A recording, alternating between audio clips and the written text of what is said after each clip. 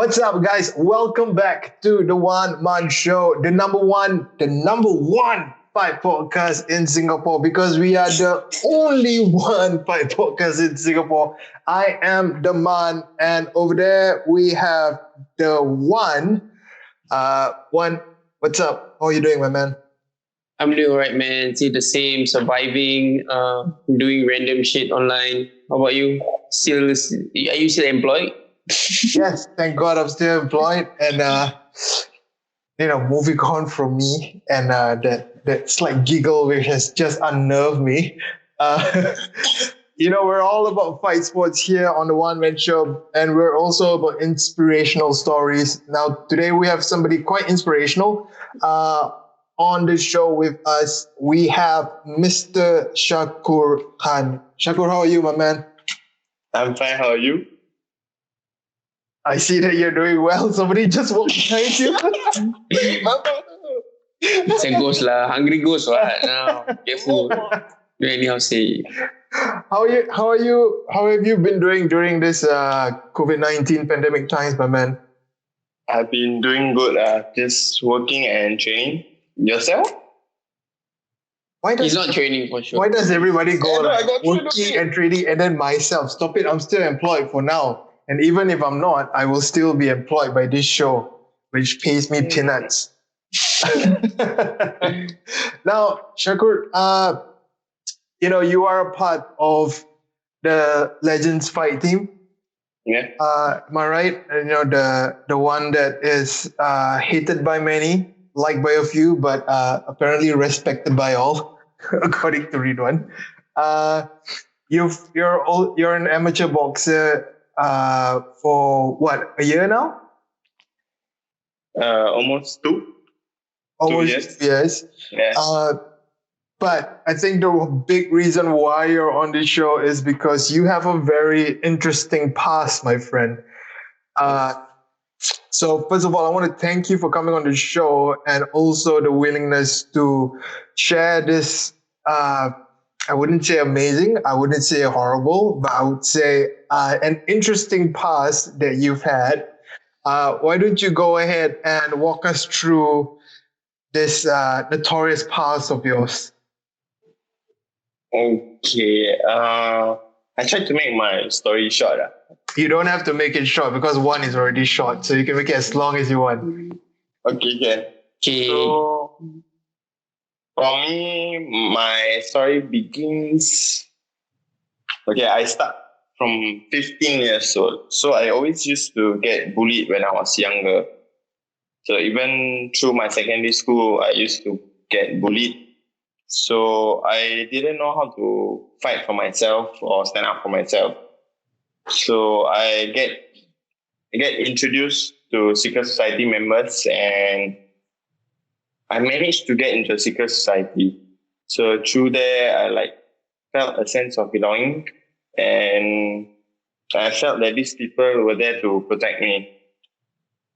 So during my N-levels, I got involved in a VCGH. It's called Voluntary Causing Grievous Hurt. So they sent me to Singapore Boys Home. I spent about 2 years there. So I came out around 2014. I spent a year outside. I still went back to secret societies. So I didn't have money.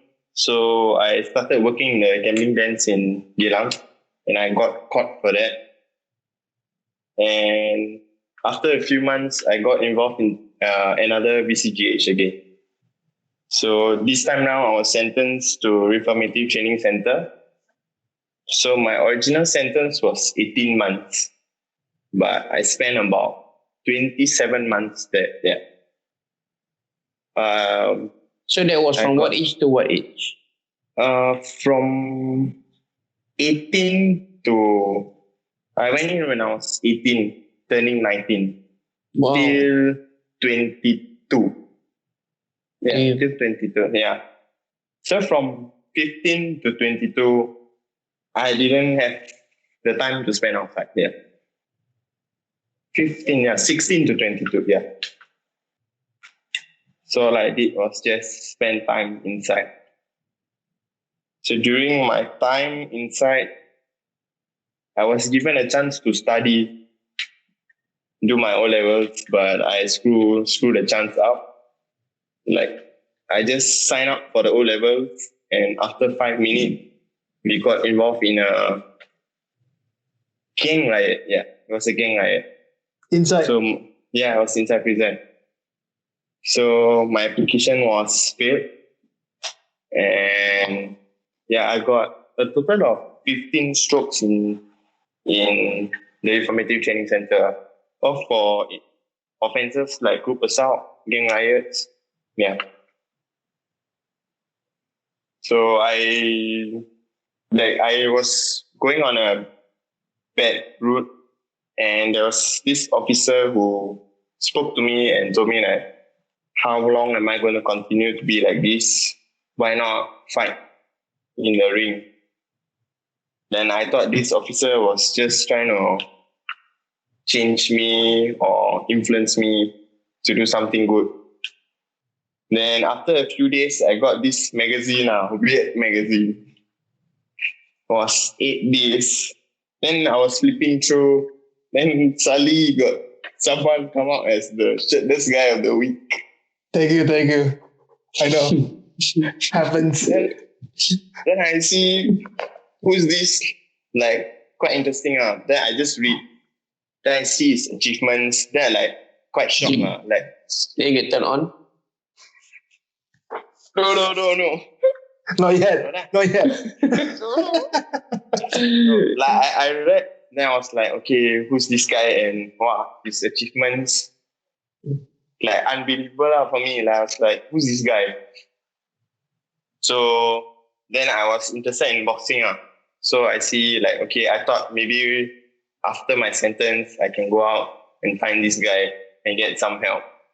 But at the same time, I was like scared. Like, how am I going to approach him?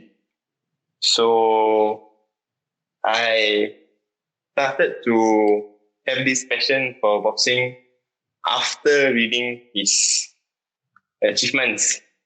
So we always used to collect all those UFC fighters' pictures or boxers' pictures.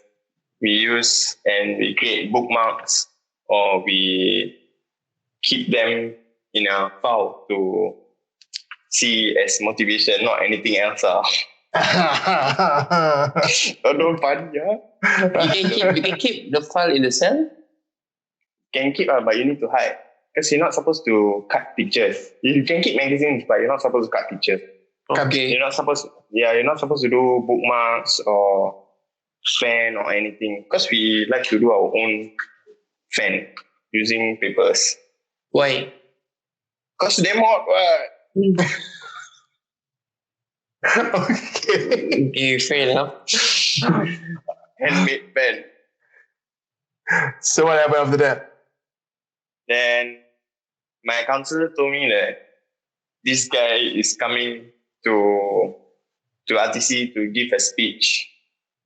Then I told him, like, is it possible when I go out to like find a job in that gym, be it cleaner or what, so I don't care, as long as I can drink can already. And they say quite difficult.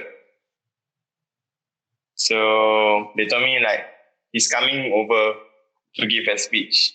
But it was my last month of the sentence. So the month he came was the month I got released. So I didn't get the chance to see him in prison. So yeah, it wasn't worth it. It also was not worth it for you to go back to prison just to see him. Totally not worth it. I met him a few times after my release, but I didn't speak to him. Okay, I think we talked about this before, because you said you didn't really like me back then. Yeah, he's very good. How come? Finally, somebody who sees Ridhwan the way I see him. No, I think in my point of view, like I don't know him. When I see him, I just feel like, okay, this guy is really very good. So after I got to speak to him and like talk and train with him, then I feel like he's a better person. Like not what Better, not better. Better, but still not good, no.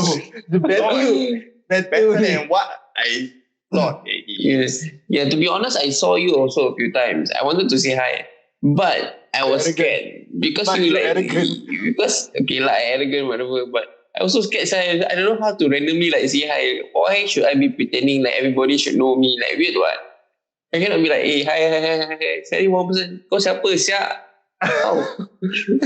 Okay, let me just break up the story right now. I think for some of our listeners who are outside of Singapore and Boxing. not outside Singapore, outside boxing, and not really familiar with some of the terms that Shakur has used. Basically, Shakur was a gang member. From the age of 15, he was a gang member. He got into a few scuffles and gang fights. So he was firstly sent to a correctional home for boys, which is what we do with juveniles here in Singapore. And then when he got out, he committed another crime, which was also another gang fight, I would say, or was it just? Let Shakur say. What do you do, Shakur? It Yeah, wasn't tell us. involved with gangs. It wasn't involved with gangs. So what was it? It was just my friend. Okay, I explained the story to you. So me and my friend, we planned to do armed robbery. Yeah, we planned to do armed robbery. So Don't tell everything. Later we also want to plan something. Share baby. I guess my friend was having some issues. Mm-mm. So he needed some way to find money. Mm-mm. So then he said, okay, since I already got caught for the gambling then offense at Gilang, so he said, okay, either way, we're still going to end up in RTC. So we might as well we do something. And we're still going to land there. So why waste our ticket? So I agreed to it.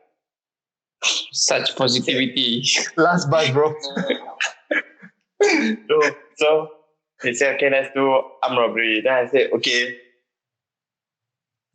So we were walking down the bus stop. And then someone just looked at my friend. And then my friend said, he's not happy with the way he looked at him. And I said, he looks like a young guy, just let him go. And he said, no, I want to ask him whether he has anything with me. Then I said, okay. So he went over and he tapped the guy. He asked, bro, you know me? And the guy said, no, I don't know you. And he asked, you got anything with me? Then the guy reply was, if I have anything with you, what you gonna do? So I told my friend, okay lah, this guy we just beat, then we go. Problem solved. We just beat and then we go. But I said, okay, we beat, then we go. But my friend said, since we already have knife with us, might as well we chop him. I said, but you want to chop him just because he's there at you? Then he said, just chop, let's chop. Now I said, okay. So it was around 4 plus at the bus stop. So the guy was walking. PM. Yeah, afternoon, yeah. Wow, okay. So my friend made me tap the guy. So I tapped the guy when he turned. So we took out the knife and we chopped his head first. Then he fell on the floor. We continued to chop the body. I saw the cuts were really big. Now I was like, oh, I need to stop. So I pull back and my friend just continued to slash him. Then I was like telling him, he's a human, he's not a pig. So please stop. So there were a few buses that came past and they were all honking at us. And there were people at the bus stop who clearly saw what we did. So after we chopped him, we just held on to the knives and ran. So the fella was just over there lying flat. And after a few days, we got caught. After 48 hours, yeah. Singapore police quite fast. Thanks. Thanks for testing it for us. Yeah. Singapore police quite fast. And I think that they really caught us fast and with evidence.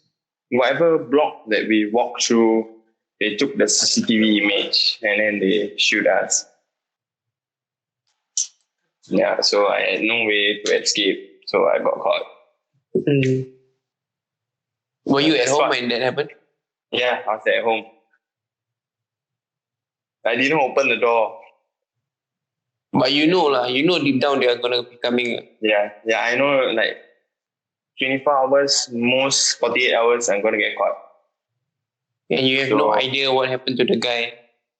I knew after the police came, they investigated and they told that the guy almost died, lost a lot of blood.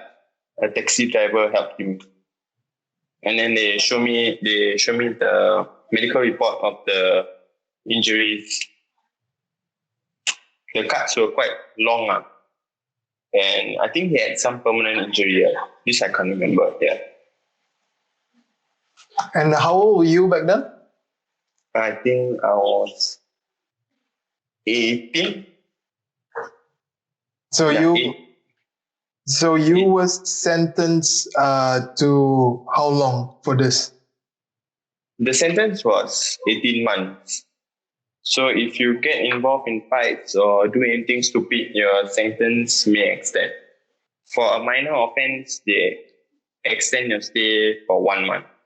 For major offense, they extend your stay by 2 months. Yeah, And you were in there for how long again?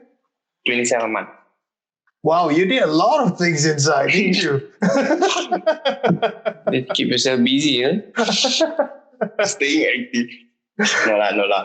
But I think back then, I didn't really wanted to study or focus on my family or focus on myself. I just wanted to get involved in all this stupid shit.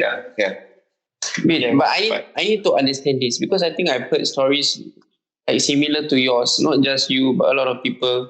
When they get into secret societies, right, it's because they get bullied when they are in school and they don't know how to fight back. How from don't know how to fight back, somehow you found your way to secret society, then you just bashing people up or slashing people. How does that happen? It's like from you don't know how to fight, then suddenly you get all the balls in the world to suddenly slash someone. So No, what's the that's- link? No, they always say once you are bullied, you become the bully. Oh, okay, makes sense.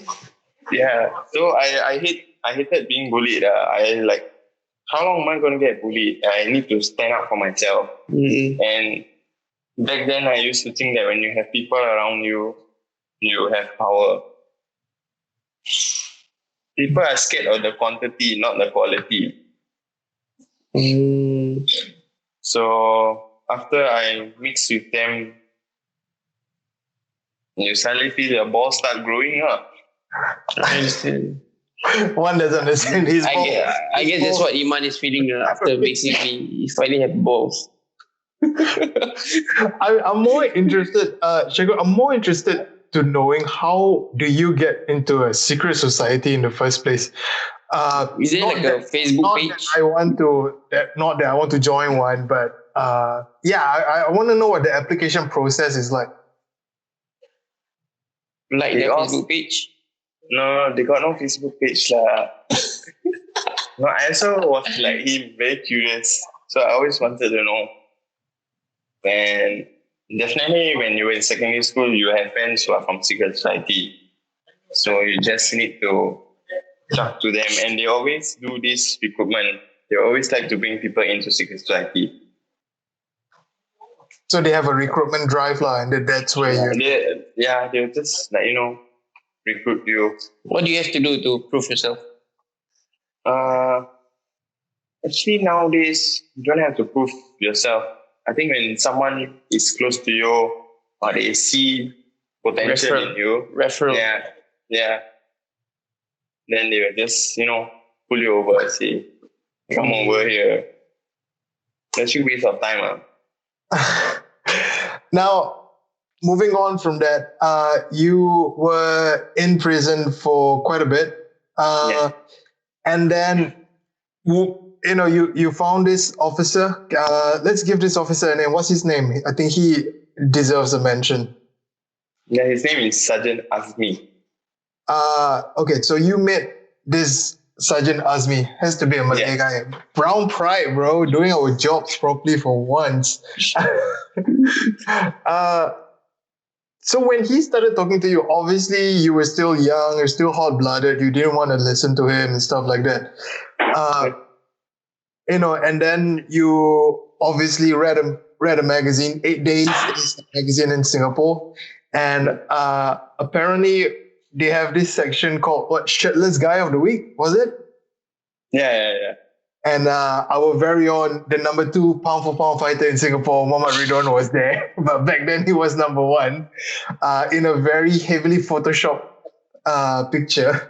Yep. They had to spray on his abs and everything. Yep. Now, when you saw that, when you saw him, why did it change you? Why did it click for you? Because I always thought that Singapore boxing wasn't famous or nobody really achieved something through boxing. So I know the amateurs, like some of them went to SEA Games, won medals for SEA Games, but for pro-wise, I didn't follow up pro boxing. This is before you get into the scene, or before I can. Or before you already know about the amateur boxing scene already? Yeah. I know. Okay. I know a few of them went to SEA Games and won medals for SEA Games, but I didn't know that he won medals for SEA Games. I also have to ask you this, because when I first got to know Ridhwan, sometimes when I text him, he says he's going to prison. So I'm like, is he going to see someone or stuff like that? But I didn't know he was like in contact with people from prison to give talks and all that. Humble. Is he famous in prison? Yeah, actually quite. I come out from prison, I see the bus all like wow, this guy pays all at the bus, must be somebody here. But that one is outside prison, bro. I'm saying in prison is Did you have to fight someone for that shirtless picture of him? No such thing like that. So but I think he knows how popular he is. Do you know how popular you are, Wan? Yeah. But there's no use being popular if you're only the number 2 pound for pound fighter, lah. Right? I can do a fight in prison and the tickets will be sold out.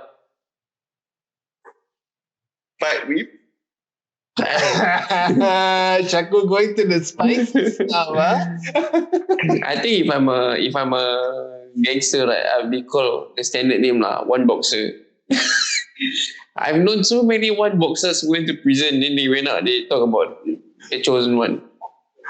Yeah, tell me, that time I met this guy, one boxer. You know him, not one boxer. He talk about you, no one. It's like, what? So it's like. So the name The Chosen One came from the fact that there's many one boxers in prison. But I'm the chosen one. But you're the chosen one who actually stayed out of prison. For now, lah. Shakur, I think one of the other things that you pointed out was also you had a certain number of strokes of the cane. Now, for those of you who are not familiar with this term, in Singapore prisons, we still cane people. And, when we were growing up, the prison guards would actually go around schools and kind of show us a video of how people get caned and how painful it was and stuff like that. I always remember one of the officers will always say that people can only take like 2 or 3 strokes before they pass out or something. But apparently, Shakur, you had a lot of strokes. He took it as a challenge. So tell us about it. Tell us about it. I know the story, but I just want you to tell it. Okay. I'll be honest with you. When I went to RTC, my goal was to get 12 strokes of the cane. Why? I don't know, because I got no goals in life. Like, I didn't want to study. I just wanted to study because I wanted to do my O-levels there because I wanted to go to a newer environment, mixed with newer people. But I didn't have goals to like do degree or go out, make money. So myself, I make goals in prison. So my goal was to get 12 strokes of the cane. So the strokes of the cane, the more number is like adding more to your gangster resume lah, something like that. I got no resume. Yeah, your gangster resume lah. Like the more, like you It's talk like- to another gangster, how many stroke, bro? 3, bro. You 12. No. Oh, you boss No, level. no. Like that. No, I never tell people all this stuff. Yeah lah, I mean like that back then. No. I just feel like, what's the point of being a gangster when you don't get all this or don't go through all this? Some of them really scared to sit inside prison. Some of them scared to take strokes. Then might as well don't call yourself gangster if you're going to be scared of this. If you want to be... What? Go on. Sorry, go on. If you choose to take this life, then you need to definitely try out. Yeah. Shakur, I don't know, but when you say that, right, along with how, before that, before you went on to slash that guy, when your friends said, hey, we're going to end up in prison anyways, might as well make it worth the while, right? Yeah. I don't know why, but the first thing that made the first question that I came up with that I wanted to ask you is that, are you the guy who goes to a food buffet and try everything? Are you that guy who just likes to try things because you want to make it worth your while? In the past, yes. No. So if you go Seoul Garden, right, you pay $35, you will surely clear plate lah. This one confirm. You bring me anywhere, I can eat a lot. What you seem like an individual who actually just wants to make full use of a lot of things. Yeah. So how many strokes of the cane did you eventually got? I got a total of 15. So the first time was 3. Second time was 5. The last one was 7. Wow. Okay. So, I mean, I hope I'm not like intruding into very painful memories, but is it really painful? Painful, yes. Bearable, yes. Is it true that, when they cane you after a few strokes, the skin on your ass starts to tear and then you can't sit or lie down on it for like a few nights? Honestly saying, after I got my first 3 strokes of the game, it was my yard time. So I just went and continued to play and exercise. Wow. Yeah. So the prison guard that came to our school was lying lah. No, I see. Liars, I tell you all that. I see. Some of the videos they show is really exaggerating. I mean, I didn't really hear someone screaming after strokes of the cane. I think there are people who scream and faint. But when I got my strokes of the cane, there were a few others in front of me. So I didn't hear anyone shout or faint. Yeah. Did your eye tear when you got cane? No. My eye didn't tear, but I can feel the blood pressure run up to my head. And there's a doctor there, right? The female doctor. Whoa, nice. He said automatic. Nice. Oh, no. No. The female doctor asked me, "Are you okay?" What do you think? No, after caning is the procedure to ask, like, "Are you okay?" After every stroke or after like 3? No, after you finish the complete stroke. So they will ask you, "Are you okay?" If you say no? Then they ask you, what's wrong? She will say, don't do it again then. No, normally everybody will say they're okay. That was mother, not doctor, bodoh. No lah, they just ask, are you okay? That's all. Okay. And they put some antiseptic. Vaseline. Oh, no. They just use the wipes to wipe your butt in that. Ow. Now they put the iodine. Purple color. Yeah, I remember. Okay. Okay, so what's the record for the most strokes? I got here someone who, I think 100 plus. 100 What? plus, 100 plus have really have 100 plus. Does he still have a butt after that? Definitely have. He's still very wow. So, but yours is considered like quite high number lah. In I record want terms. considered to him like this. He eats strokes for breakfast, that guy. 100 plus, I think the website barbecue pit area. I don't even want to imagine it. Shakur, I have to ask, okay, because that's what I do, right? It's something you said just now struck a chord with me, where you said that you wanted to take your O levels when you were, in prison because you wanted a change of environment. You wanted something better for yourself. Yeah. And I think that is, that seems like the first spark of change that, an individual needs.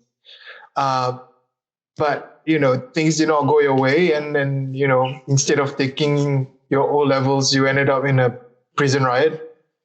Or was it a gang riot?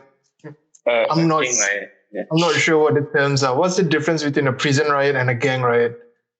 Prison riot, I never see before. But gang riot, I got see before. So is it like in the movies?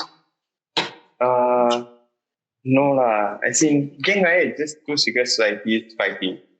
And yeah, the officer, they always stop fights damn fast. So like 5-10 seconds done already. Most to most, I think 30 seconds. Mm. They really damn fast. So you tried to, change to an extent. Well, there was an idea of changing, but obviously the O-level thing did not happen. And then you found Ridhwan in a magazine and you brought that picture of him into the shower. Is that true? I'm just kidding. I'm sorry. So you found you were kind of inspired by Ridhwan, and then you tried again to change again. What was the difference back then when you decided to pick up boxing and try to strive for something against to when you tried to do your O levels? Were you more? Do you think it's because you were more matured, or because you were just done with, being inside and not being able to see the world? For me, I feel like I wasted too much time. And since you like to fight and I like to fight, might as well I make use of the opportunity.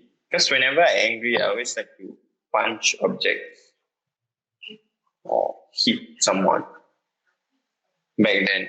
So might as well I hit the bags better than I hit someone else. Mm-hmm. So you finally got out and you met a very arrogant Ridhwan. No, not yet. Last time the hair all color different one. Yeah, they are here now also, but you don't know which hair. Wanna see Iman? Iman wanna see? I know, no need to tell me, I know. Yeah, but anyway, you joined another gym first before Legends. So you painstakingly got my photo in prison. You cut it out. Why didn't you join my gym first? I do black magic on you first. I see. Yeah, Seems to be working. Why didn't you go straight to Legends? No, because I told my counselor that I want to go out and look for Ridhwan. So he gave me the gym name and everything. Then when I came out, I see this guy very arrogant now. Not gonna work. You saw me first, man. How would you see me if you were not listening? I saw your Instagram. Oh. Alamak, this guy. I see when I came out, I see the bus got his photo. Mm-mm. I don't know what fight was it, like some kind of fight card sticker on the bus. Mm-mm. I say if I gonna DM him and ask him for training help, he confirm not gonna reply, so don't waste my time. So what changed? I mean, what made you change your perception of him? I saw him a few times, but one time only he got smile back. This is getting creepy. Hey, don't anyhow lah. No. He doesn't smile. You have to understand, he doesn't smile at guys unless he wants something from that guy. Wait. He usually just smile at girls. True. So did you guys finally talk? No. I never. I Instagram DM the Legend Fight Sport page. Yeah. Then I asked, who's this using the account? I said, who am I speaking to? Then I say, he's Ridhwan here. No, I know. Okay, I'm talking to the arrogant guy.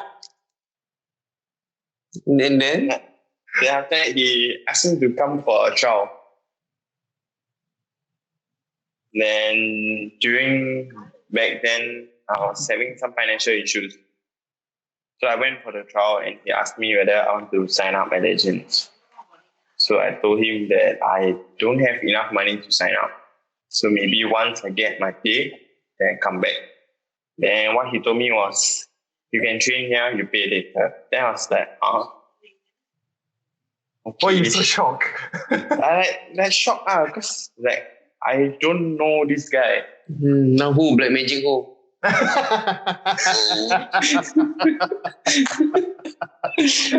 Chess, not checkers, my friend. Then I like why he wants to help me. I like shocked. I like he doesn't even know me, but he wants to help me. And I said, okay, am I? So I started to train at Legend. So once I got my pay, I started to pay the fees. Then after, I think 1 or 2 weeks later, he asked me whether I want to go for the upcoming fights. And I was like quite shocked. Okay, that's pretty fast. So I just said, okay, I'm okay with fighting the upcoming fights. So I managed to fight the Sabah events January. Yeah, January. Yep. Yeah. There was like 1 month or 2 weeks training in Legends. Yeah, less than 1 month. So how was it? I mean, you got to know this guy that you kind of was inspired and looked up to in prison, and then at first he broke your heart because it seems like he was arrogant, but then you got to know the real him, and you finally got to train with him. Was he all that you imagined him to be? No, I'm so much better. I seen. I was quite shocked, but I didn't tell him that I fanboy him. Yeah, be scary. Yeah. Actually, to be honest, right? I never knew. I mean, I knew you were fighting for your previous gym, but I never knew about your story. Even when you joined us, also, I think that you probably have a history. I think I've heard some people say it, but I've never asked them about it. I'm sure I never asked you about it. I only know about it when Arman, who was in our show before, he wrote for Everyday People SG. From reading that, then I know about your story and all that. Before that, I have no idea. Is it when you read his story were you like shocked because his personality was very different from what his past was? Yeah, very. I think now he's very soft. He's very soft spoken, not soft, but very soft spoken. He's very polite, and he's religious also. I mean, he's a revert. He's a Muslim. He prays quite on time at the gym. And so he's very soft spoken. I remember like teasing him about something, and then this guy said, "Hey, don't disturb me lah." I'm like, what the? And what the? Now, Yeah, so I think if it was a boxing sparring between the two of you, one, because of your experience, you might win. But if Shakur takes off a knife, man, that's it, one. it's okay, bro. He's gonna He slice. got his hands. He got his hands to protect him. His hands are good enough. Yeah, but I'm glad it's all over. So, do you think boxing really like made an impact? Like how does it like really? Like in the US lah, for example, you always hear boxers who went to jail, prison, and then they come out, and then they go back in. But then some of them, like Bernard Hopkins, he was a prison champion. He came out and he continued boxing, and now he's a world champion. He was a world champion in so many weight classes. He's a legend now. So, how does boxing really help you as a person? Do you feel the need to punch someone after that because now you know how to punch properly? No, I don't feel I need to punch anyone. Yeah, please don't punch me. No, I won't. But You don't fight girls lah. fight girls at. Yeah, you don't fight girls, so he won't punch Iman. They're the same old jokes. Shakur, can you please continue speaking so that he can shut up? No, I feel much more calm. Yeah, I feel like using my time well, and I don't have the time to spend with toxic people. Yeah. So I spend my time wisely training. At the same time, I'm getting where I want to, and I'm gaining knowledge rather than wasting my time. So for me, I feel if it wasn't for boxing or religion, I would be back in prison. So yeah, so I'm very thankful for boxing. You know how you like, sorry man, but you know how you like before you got into prison, right? You know the people you're mixing with are all secret society people, right? Then now you're probably mixing with, I don't know, boxers, fighters, and the usual people in the society.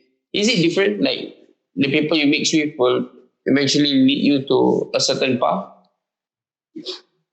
I mean, the people I mix with now are much more positive. Like they want the best for you. Like when you want to do something good, they are the ones that willing to support you. But back then, I didn't have friends who wanted to support me to do good stuff. Mm-hmm. I did tell my friend inside prison that when I get out, I want to be a boxer and change. So what he told me was, don't waste your time. Yeah. So I guess the moral of the story, anybody who really wants to change do need support. I think wanting to change is not enough, I think. So you really need that support system probably. But why didn't you go back? But why didn't you go back to being with the gangster friends? Because they're there to support you, I think. For me, I felt I really didn't like what I was doing. I mean, the support was all fake. Did they call you when you're out? They did talk to me, but I told them that I'm not interested in all this. Yeah, because I know that if I continue, it's either I'm gonna end up with a heavier sentence, or I might end up doing drugs, selling drugs, or I might never know, I might end up killing someone. So I don't want to spoil myself or destroy some other people's life as well. When you do something, like let's say I'm going to go chop someone's with me, I'm spoiling his life and his family's life, which is not fair for me and him. Mm. So I started to think for myself. So just why I didn't want to go back. I think, Shakur, I'm piecing up the pieces together right now, and you kind of evolve as a person throughout, those time that you were, in prison. Uh, you know, like I said before, the spark for change was already there when you went in. Uh, there was an intention, right? There was an intention to better yourself because you started recognizing that you deserve better and you can do better. And I think it was also very fortunate that you found that half naked, heavily edited picture of Ridhwan. The photo edited, man. Of course lah. It was a lie. So guys and girls, don't believe everything you see on magazines, social media. So don't be so depressed. Yeah, you can only find real shit on the One Man Show's Instagram Yeah. because we don't edit shit. Not because we don't want to, but because we're lazy. But as I was saying, right, you were also very fortunate to find that picture of Ridwan because you found sports. Sports is to me one of the best, and to a lot of people, it's one of the best equalizers in life. Sports does not care what your background is. Sports does not care if you're black, if you're white, if you're brown, if you're yellow, if you're pink. Uh, you're all on a level playing field, unless you're a Russian athlete with a history of doping, of course. But it doesn't judge you, and it gives you an opportunity to do something. And you found that in boxing, which is of course a sport. And I'm very happy to see that now that you're out and you've been staying out, you even have like hopes and dreams, beyond that. So I think you're on the right route, and you have someone like Ridwan trying to mentor you to an extent, even though you don't pay him money. He wants for only money. But yeah, why don't you share with us, now that you're down this path, you're into boxing, why don't you share with us, what are your hopes and dreams from here on out? What are you working towards now? Because it always seems like you are a person who wants to work towards something. You've never had anything to work towards, but then you found boxing, and then you found the need to change your life, and here you are, you're under a roof. You're not behind bars, and it seems like you have a very positive outlook. Why don't you share with us, what's in store for you? For me, for now, I just want to work towards going for the Olympics or SEA Games. And if I get to go there, my intention is to only win the gold medal. Yeah, I just aim for the gold. And even if I don't get a chance to go, I just want to continue the box, grab whatever opportunities I have. Be it win, I don't consider myself losing. I only learn from whatever happened in the fight. So yeah, I just continue to learn, win, and look forward for better opportunities. And if I get to go to Olympics, I'll be really damn happy. That's every boxer's dream, to go to Olympics. Yeah. That's the dreams that you have, for boxing, right? But I mean, Yeah. Are there any other things in life that you want to achieve? Life, Getting married or something. By 28. I'll get married by 28. Yeah. I mean, He knows. Well, I think everybody who has read the article knows. Oh shit! Maybe might end up marrying earlier. Who knows? Hey, as long as you got something to look forward to, man. I mean, Dude.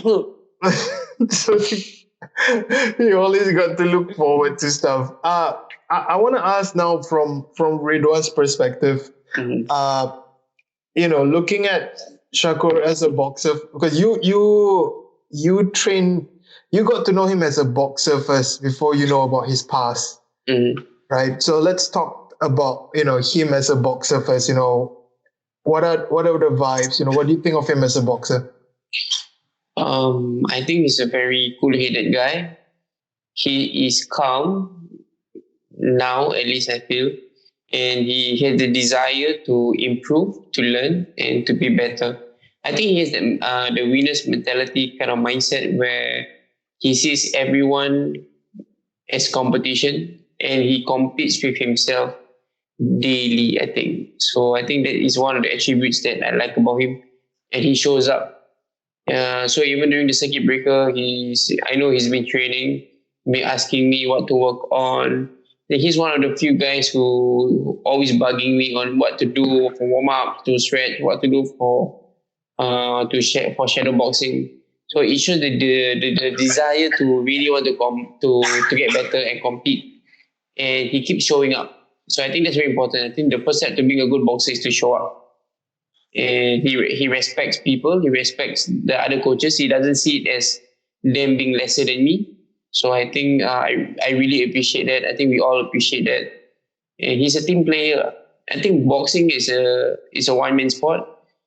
On the front, but behind the scenes, there's a lot of people trying to get you to where you're at, and I think he recognizes that. So I think he will be making huge steps if he stays apart. How Shakur, like or not? Go cut my newspaper article. Okay. Now, before we wrap this up and we give our parting shots, Shakur, I'm very interested to know this. How old are you right now? 24. You're 24, right? So you started getting into trouble when you were 15. Yes. So it's been almost 10 years, since you started. If you could go face to face with 15-year-old Shakur now, what are some of the things that you might want to tell him? I'll probably punch him in the face first. Okay. Oh, we'll start with violence. Okay. All right. What's going on after that? Then I'll tell him. Actually, when I was 15, I wanted to start boxing, but I didn't have the opportunity. So maybe I will go back and tell myself to save the money, and I should have started boxing when I was 15. So yeah, but I'm still young. I still have time. Not much time, but there's still a little time. So At least do my studies properly. I only got N level, and I see all my friends got degree. Then I feel them offended. Please do not punch them in the face. You got degree? You got degree? You show me. Basket. Next time, give me sparring partners with degree. Look, again, I just want to thank you so much for being on the show and being very candid and sharing your story with us. And to everybody who's listening right now, the reason why we're joking about everything that Shakur has gone through, we're poking fun at some of the things. I think it's because we all can agree that he's down the right path now, and we can look at the past with a bit of laughter, because he's a better person than what he was in the past, and he's planning to be that way, and that makes things that we do in the past just a mistake, and mistakes are always fun to poke fun at, right? One, for sure. I heard you were a mistake. What? What? Jang. So again, thank you so much for sharing with us. I think from what I've heard one say about you, and reading your article and stuff like that, it seems that you are becoming a fine young man. Hopefully you'll find a fine young woman, so that you can continue your progression towards doing stuff and having a goal in life. Seems I already found. So I've heard.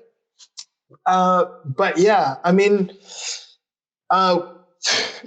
sometimes for me, from my experience with interviewing athletes and stuff like that, it's always the ones who have something to prove who will come out on top eventually.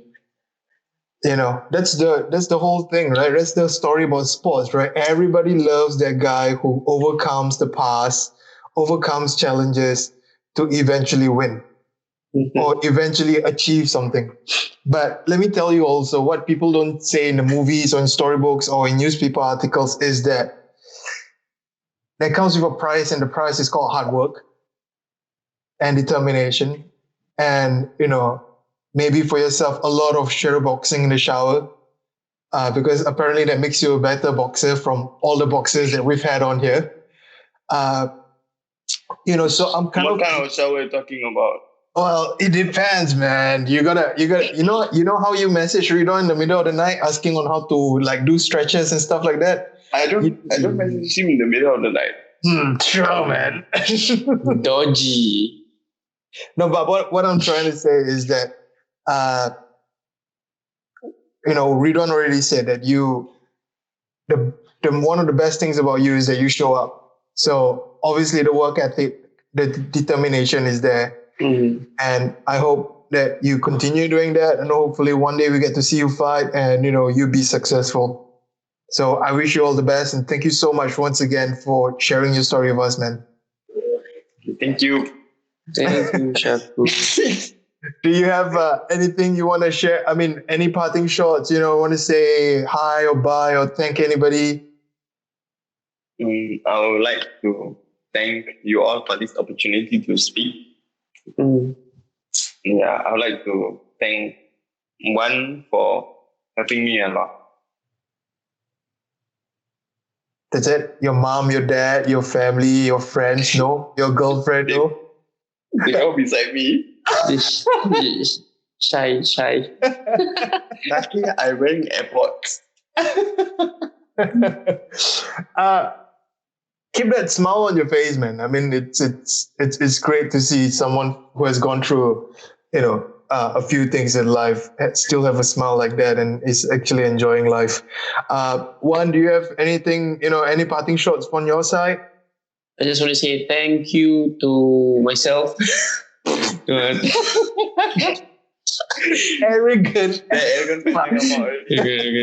Just want to say, I think those who want to be on the show, please step forward. And I'm proud of you, Shakur.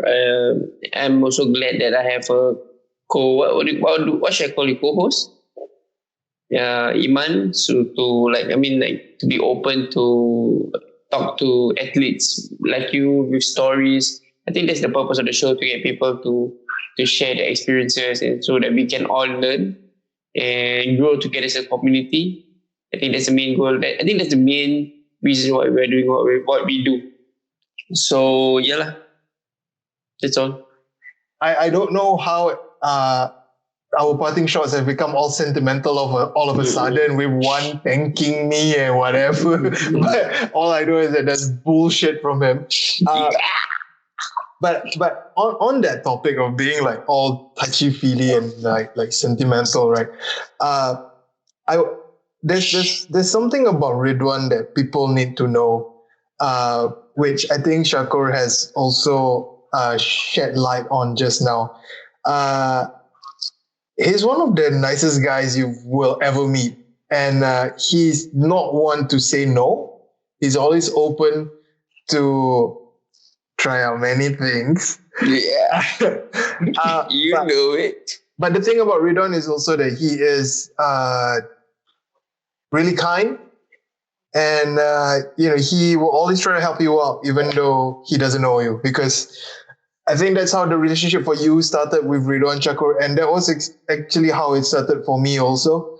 Not that I needed his help, he needed my help actually, because he needed to get known.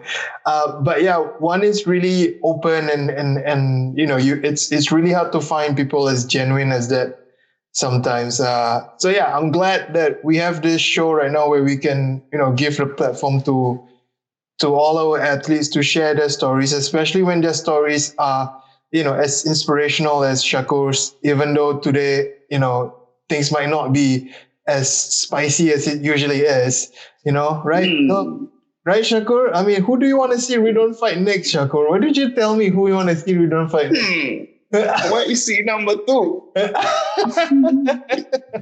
Let's not get there. Yeah, let's not get there. Let's end on a good note. So yeah, thank you so much, Shakur. Thank you, Juan. I don't know why I'm Thank you, thinking guys. that, but This one, if you would, thanks for being on the show. Remember, this is the One Man Show. should thank Adib. Oh yeah, the one person who actually puts the show together, Adib. Thank you so much. We're all about thanking people here tonight. I'm not sure why, but Shakur, I think you have passed on a very grateful vibe to the rest of the gang. So yeah, remember, this is the One Man Show, the number one fight podcast in Singapore, the only fight podcast in Singapore. Listen to us on Spotify, YouTube, Facebook, and also find us on Instagram at the One Man Show.